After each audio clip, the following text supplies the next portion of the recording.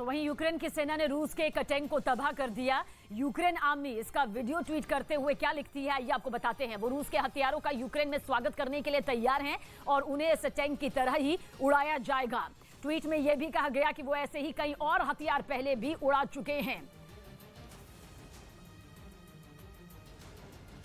और इस बीच यूक्रेन के डोनेस्क प्रांत में क्रामातोर्स्क शहर के रेलवे स्टेशन पर हुए हमले के सबूत संयुक्त राष्ट्र भेजने की बात कही। वहां 2 दिन पहले हुए हमले में 40 से ज्यादा लोगों की मौत हो गई थी, जबकि 100 से ज्यादा लोग जख्मी हुए। और रेलवे स्टेशन पर मिसाइल से किए गए हमले के निशान 2 दिन बीत जाने के बाद भी वहां चारों तरफ दिखाई दिए। स्टेशन के बाहर यूक्रेन के 2 सैनिक हमले से जुड़े सबूत जमा करते नजर आए। तभी उनमें एक सैनिक ने वहां पड़े खिलौने को उठाया और फिर उसे पूरी सावधानी से एक थैली में रख लिया। यूक्रेन के मुताबिक पूरी तरह खून से सने उस खिलौने को यूनाइटेड नेशंस में भेजा जाएगा, ताकि पूरी दुनिया को बताया जा सके कि रूस कैसे जंग में उनके नागरिकों को निशाना बना रहा है। क्योंकि क्रामातोर्स्क शहर के रेलवे स्टेशन पर हुए हमले में मारे गए लोगों में ज्यादातर बुजुर्ग, बच्चे और महिलाएं शामिल रहीं, जिनका जंग से कोई लेना देना नहीं था, बल्कि वो तो सुरक्षित जगह पर जाने के लिए रेलवे स्टेशन पर ट्रेन का इंतजार कर रहे थे। लेकिन तभी स्टेशन पर मिसाइल से हमला कर दिया गया। इस हमले में कई लोगों की जान चली गई, जबकि कई लोग बुरी तरह घायल हो गए। हमले के बाद वहां चीख पुकार मच गई। यूक्रेन की सेना के जवान लोगों की मदद करने में जुट गए। हमले के बाद वहां की जो तस्वीरें नजर आईं, उसने लोगों को दहला कर रख दिया। एक तस्वीर में खून से सने प्लेटफॉर्म पर कई लोगों के शव पड़े दिखाई दिए, जबकि एक दूसरी तस्वीर में स्टेशन पर लोगों का सामान बिखरा नजर आया। यूक्रेन ने रेलवे स्टेशन पर हुए इस हमले के लिए रूस को जिम्मेदार ठहराया, लेकिन रूस ने यूक्रेन के आरोप को पूरी तरह से खारिज कर दिया था।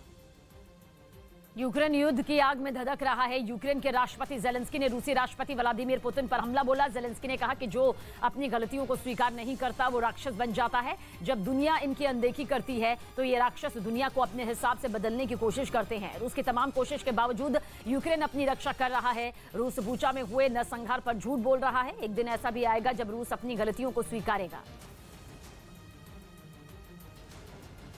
Найсміливіші народи найкращої в світі країни.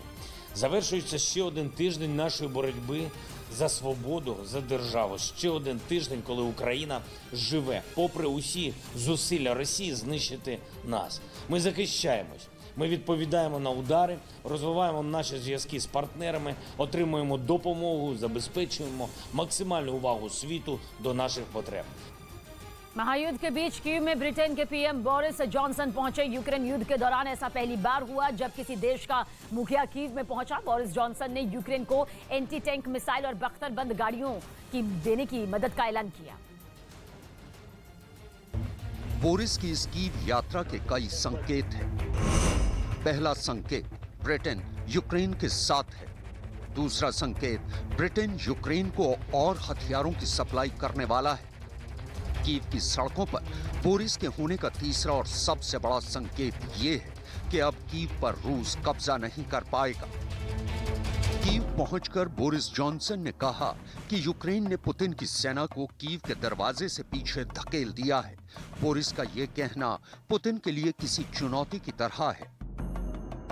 कीव पर कब्जा करने के लिए रूस की सेना महीने भर से कीव के बाहर डटी रही।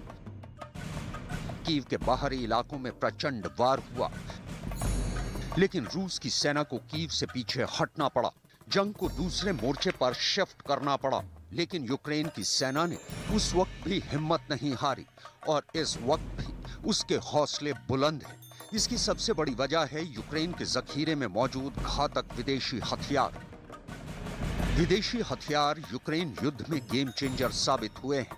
यूक्रेन युद्ध में हथियार कम न पड़े, इसलिए हथियारों की अगली खेप कुछ ही दिनों में यूक्रेन पहुंचने वाली है। इस बात का ऐलान बोरिस जॉनसन ने कीव यात्रा के दौरान भी किया। This war is certainly producing is a clarity about the vision of a future for Ukraine, where together with friends and partners, we, the UK and others, supply the equipment, the technology, the know-how, the intelligence, so that Ukraine will never be invaded again. so that Ukraine is so fortified and so protected that Ukraine can never be bullied again, never be blackmailed again, never be threatened in the same way again. In the meantime, there is a huge amount to do to make sure that Ukraine is successful, that Ukraine wins, and that Putin must. Kyiv पहुंचकर Boris Johnson ने 120 बख्तरबंद गाड़ियां और नई anti ship missile system का वादा किया है। इस वक्त यूक्रेन में कुछ हथियार ऐसे हैं जिनकी चर्चा पूरी दुनिया में हो रही है।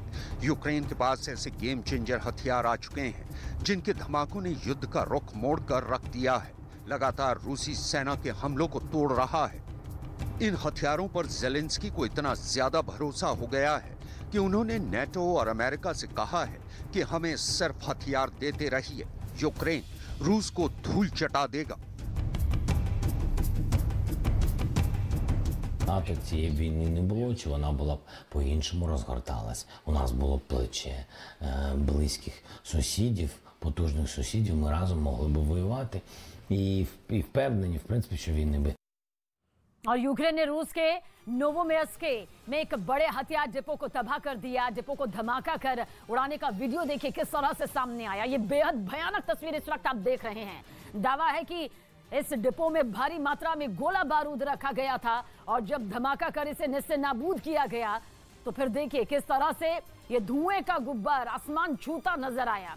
वीडियो में आप साफ देख सकते हैं कि किस तरह रूस के इस हथियार डिपो में एक के बाद एक लगातार धमाका कर यूक्रेन ने इसे तबाह कर दिया। तो रूस का ये हथियार डिपो है जहां पर भारी तादाद में हथियार इकट्ठा था जो कि यूक्रेन के खिलाफ यहां पर रूस करने की तैयारी में था, लेकिन यूक्रेनी सेना ने इसे निशाना बनाकर तबाह कर दिया। और रूस से जारी जंग में यूक्रेन के वो कौन से हथियार हैं जो ज़ेलेंस्की की असली ताकत बने हुए हैं, इस रिपोर्ट के जरिए आप देखें। जेवलिन, एनलॉक 84, TB2 ड्रोन, स्टिंगर और S-300 एयर डिफेंस सिस्टम, ये 6 ऐसे हथियार हैं जिन्होंने यूक्रेन युद्ध का रुख पहले दिन से मोड़ दिया। रूस की चढ़ाई पर ब्रेक लगाने वाले इन हथियारों की चर्चा पूरी दुनिया में हो रही है।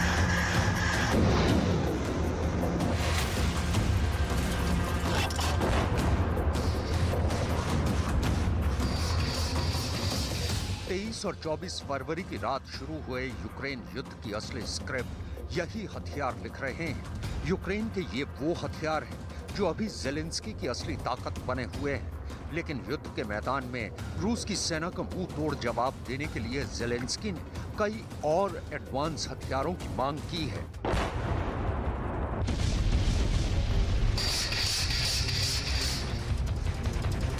ज़ेलेंस्की का आर्म्स ऑर्डर अमेरिका समेत हथियारों की सप्लाई करने वाले तमाम नेटो देशों तक पहुंच गया है। इस ऑर्डर में फाइटर जेट हैं, तबाही मचाने वाले टैंक हैं, सैनिकों के लिए संजीवनी का काम करने वाली बख्तरबंद गाड़ियां हैं, एंटी शिप मिसाइलें हैं, एयर डिफेंस सिस्टम है।